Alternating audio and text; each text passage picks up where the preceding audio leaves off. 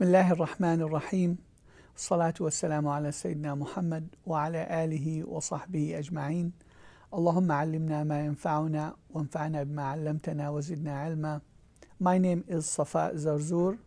I'm the General Counsel and the Chief Operations Officer of the Zakat Foundation of America. It gives me great pleasure to participate in the 12th Annual MAS-ICNA Convention.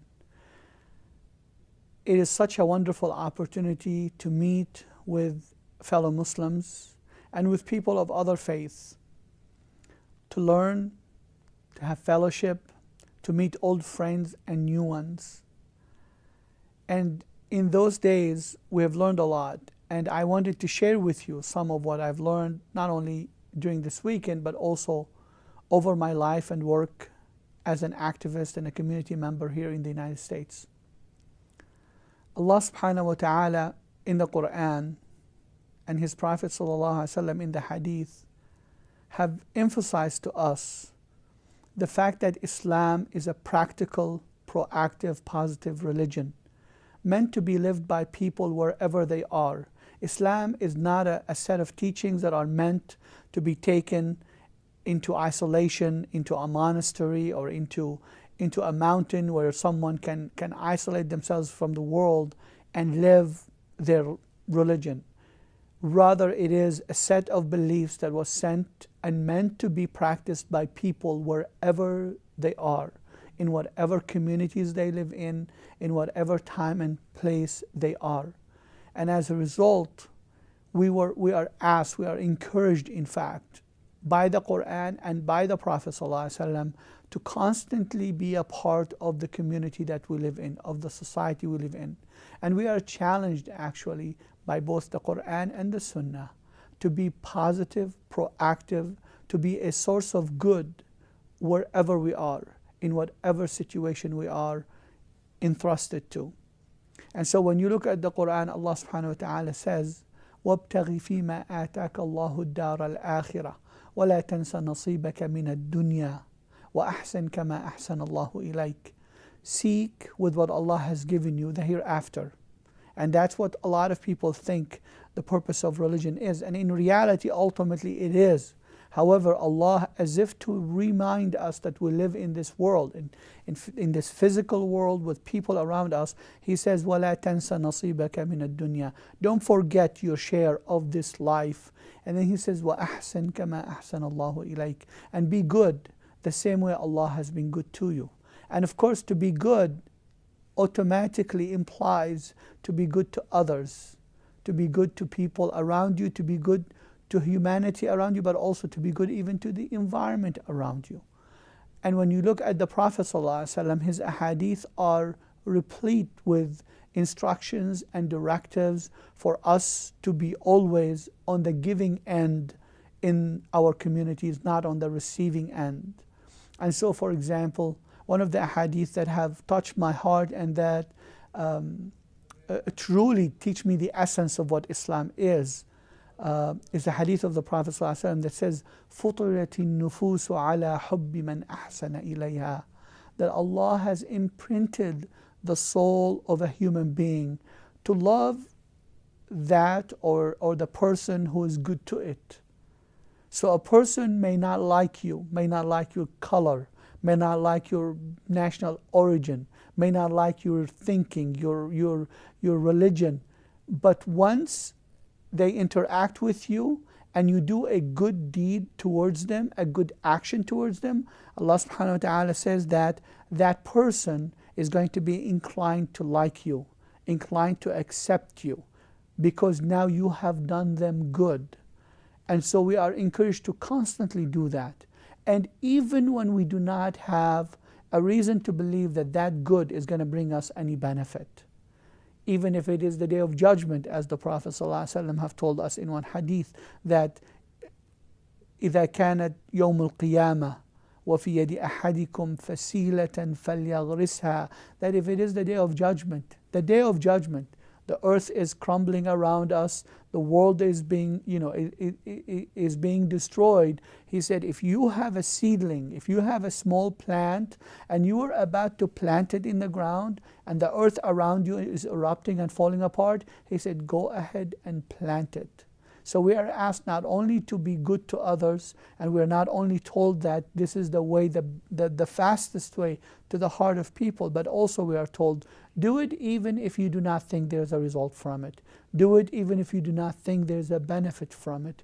And as a result, for us as Muslims in the United States to apply this injunction of the Prophet ﷺ to our daily lives, it means that we get involved in everything around us. We get involved in improving our neighborhoods, improving our schools, in beautifying our parks, in making sure that our government is run with efficacy and is run with high moral standards, and that there's no waste, there's no corruption, and that we stand up for everything good in our local communities. It also asks us to be involved in alleviating the suffering of others, alleviating the need and wants of others. And to do that, there's plenty. I mean, first of all, when you look at the example of the Prophet ﷺ throughout his life and the life of the Sahaba, is that they translated this meaning and this injunction of the Quran into their daily lives. And so the Prophet ﷺ, even those who were hurting him, even those who were mean to him, he did not hesitate to do good to them. And we have several stories in the Quran that shows us people that basically turned from being enemies of the Prophet ﷺ and haters of Islam and Muslims into people that really become some of the staunchest supporters, simply because as much as they were trying to hurt the Prophet ﷺ, he was returning to them with good. And we see that, and there are many, many stories. I'll just mention the one that perhaps many people know, just because it really touches my heart. And it is his neighbor that used to go out of her way to throw her trash at his door. And the Prophet ﷺ's reaction was not to go knock on her door and curse her, was not to pick up the trash and dump it at her door. Every morning when he came out and he saw the trash in front of his door, he picks it up and takes it to where the trash is collected in the neighborhood. And he did that so consistently until one day where he came out and the trash wasn't there. So he went only then and knocked on the door of the neighbor to inquire. And he said something to the effect that, I missed your trash. And he found out that she is sick. So he comforted her. He prayed for her. And it is said that that person accepted Islam as a result of that kind action. You know, when I think about us in the United States, and I think about Islamophobia, and I think about ignorance, and I always think, what if every Muslim in the United States found a way to do an action similar to what the Prophet ﷺ did with this neighbor? Would there be any room for anyone to be able to spread rumors or false accusations about Muslims and get away with it? Or will they look like a fool when they try to claim that Muslims are bad people, or Muslims are people not to be mingled with?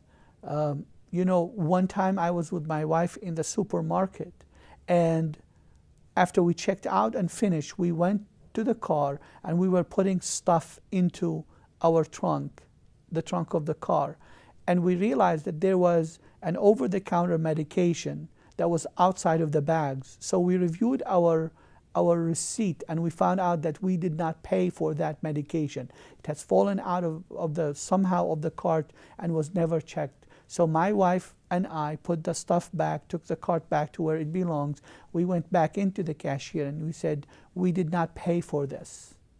The person was totally taken aback and was surprised that we have checked out, left, no buzzer rang, nobody flagged that we had an item that wasn't paid for, and here we are voluntarily coming back to tell her, you didn't check this item.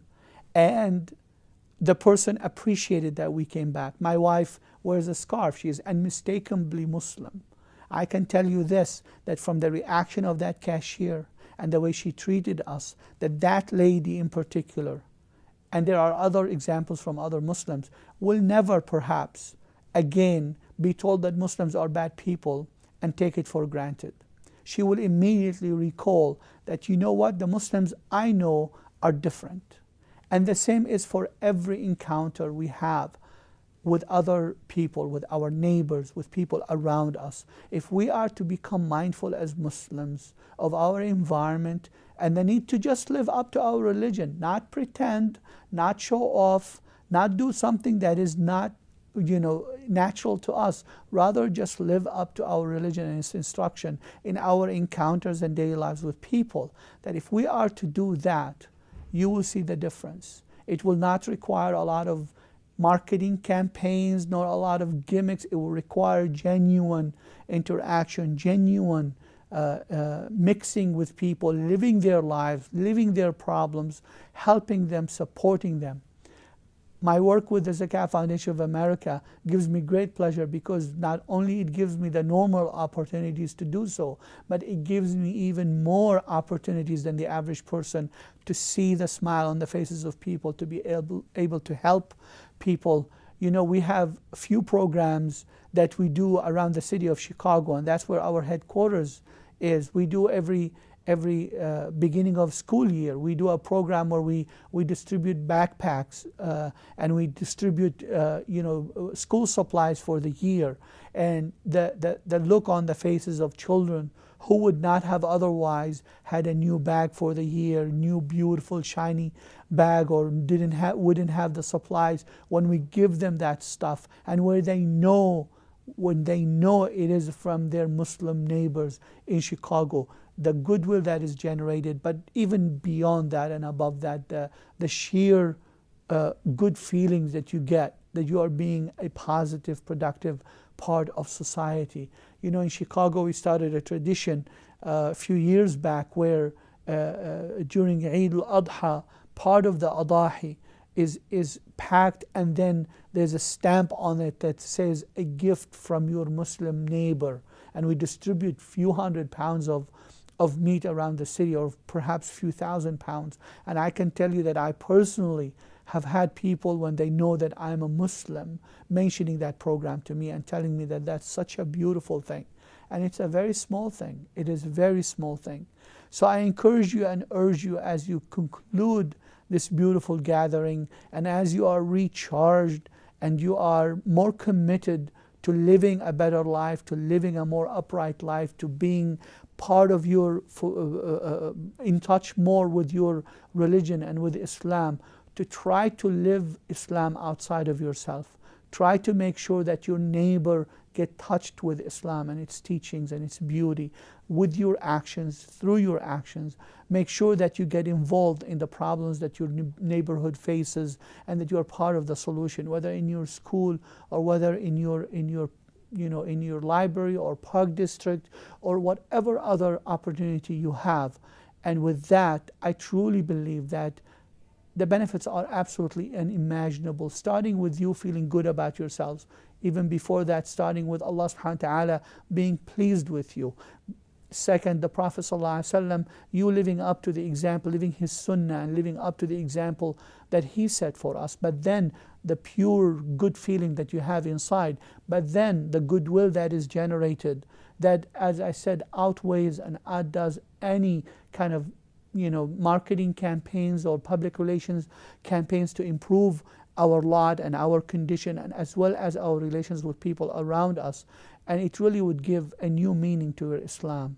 So I thank you for giving me the opportunity to share these thoughts with you, and I pray to Allah subhanahu wa ta'ala that this coming year, until the next convention, you're going to try to live out your Islam in a way that will be touched and felt by people around you.